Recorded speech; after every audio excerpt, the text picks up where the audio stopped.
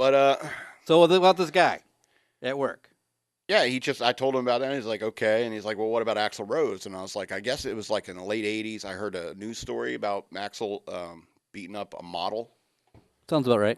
Yeah, that was his girlfriend, and I was really, really pissed about that at that age. And so I found out a way. I researched a ways like how to write Guns N' Roses, how to write Axl Rose in particular. So I found out a way to write them, got an address, PO box kind of thing. And I wrote this letter to Axl Rose saying, it's like, I can't believe you treat women this way, especially beautiful women. Not that, it's okay to beat up on ugly women. Of But, I course. mean, it was the late 80s. All right. I was particularly incensed that it was a gorgeous woman that he's beating. And so I said, you used to be my role model. I wanted to grow up and be just like you, but now you are everything I stand against as a human being and stuff like that.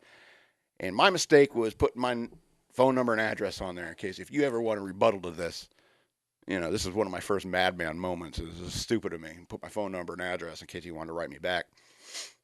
And I guess it was like 2 months later. I got woke up in the middle of the night by my parents. With Axl Rose on the phone? Well, they said that there's this drunk crying guy on the phone. It's like 1 in the morning on the phone and wants to speak to me.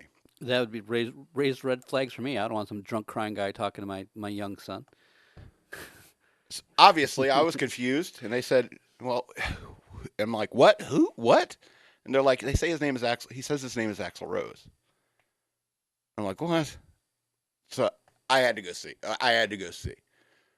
And yes, it was Axl Rose. He was crying. He apologized. He's like, "You're absolutely right. I'm a piece of junk and stuff like that." And that became like a regular thing to this day.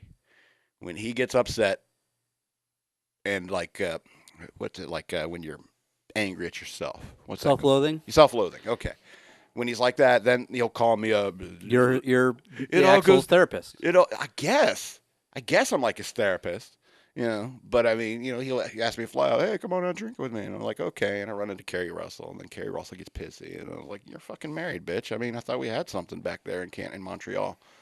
We'll always have Montreal.